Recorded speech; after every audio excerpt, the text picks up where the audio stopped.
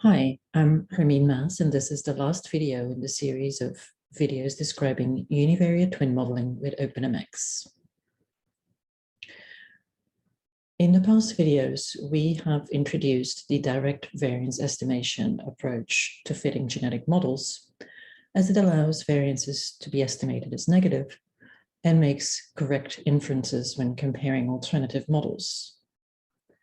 This approach is somewhat different from the path estimation approach that we used to use, where variances were bound to be positive.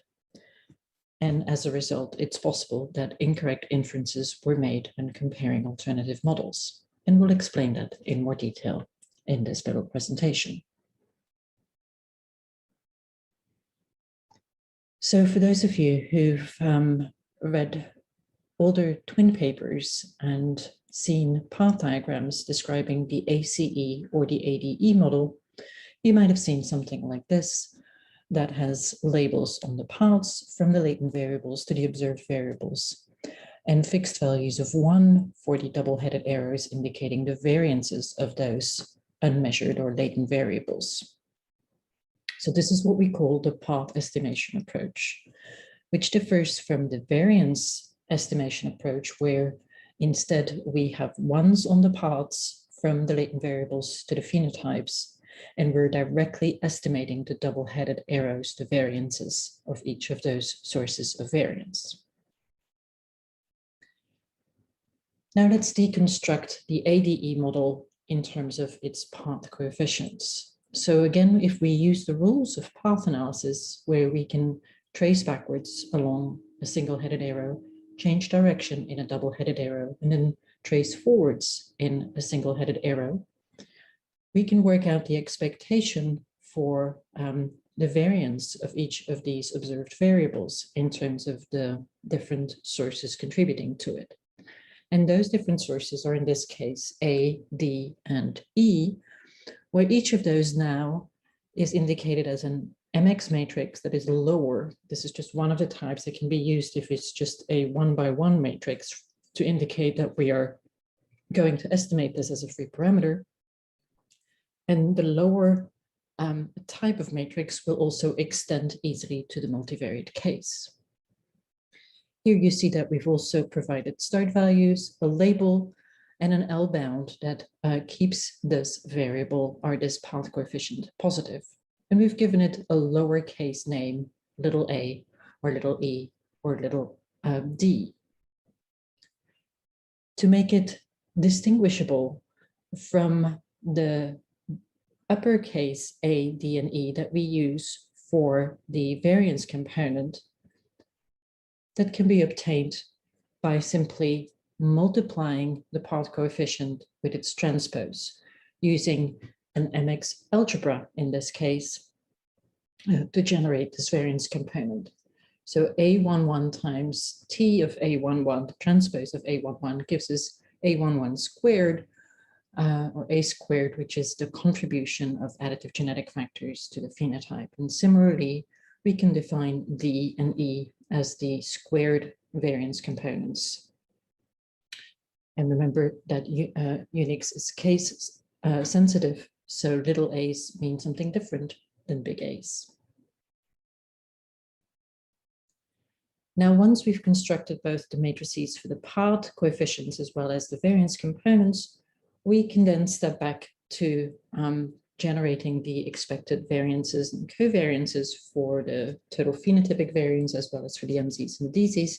And you'll notice that these look very similar to what we've seen with the variance estimation approach. But now A and D and E are squared components that are forced to be positive because we're actually estimating the square root of this variance component, not the variance itself directly. Again, once we've generated these expected variances and covariances, we can pull them together again with algebra to generate the expected covariance matrices as well as the expected means in a similar way as we've shown for the direct variance estimation approach. So this is all the code together for the script here. So in essence, we just have 3 extra lines to define the path coefficients, and those are the ones that are freely estimated, but the variance components being calculated using MX algebras. The rest of the script looks very similar to the variance estimation script, except of course that we now have different objects that we need to include in each of the submodels. But in terms of the other calculations and the confidence intervals and everything else, that remains essentially the same. When we are dropping parameters, it doesn't really matter whether you drop the path coefficient versus the variance component, because in terms of its expectation, it will generate the same submodels. So let's look at how the goodness of fit statistics compare for the ADE model when we use variance estimation in red versus path estimation in blue. You see that in terms of the statistics, estimated parameters, likelihood, degrees of freedom, AIC, everything looks exactly the same as, of course, the likelihood ratio tests for fitting the submodels.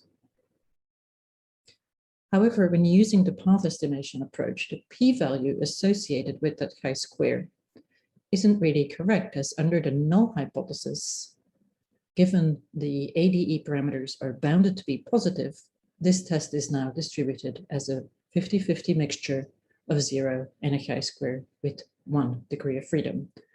So we should have technically halved the p-values for likelihood ratio tests when we used the path estimation approach.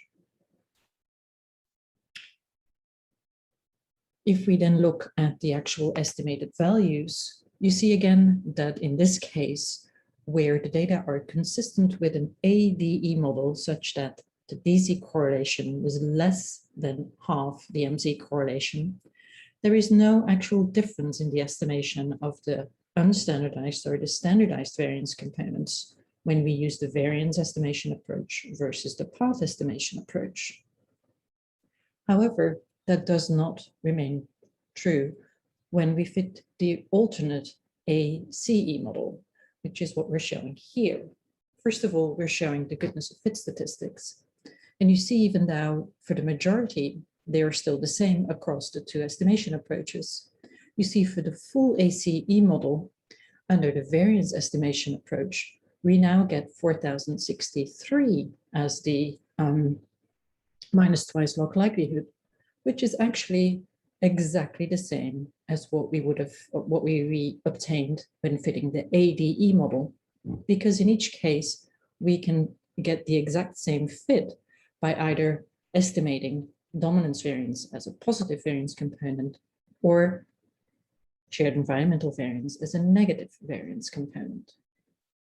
Now, when we used the path estimation approach, because we bounded the estimates to be positive, you see that the ACE model's fit was actually the same as that for the AE model, because it forced that C component to the lower bound of 0.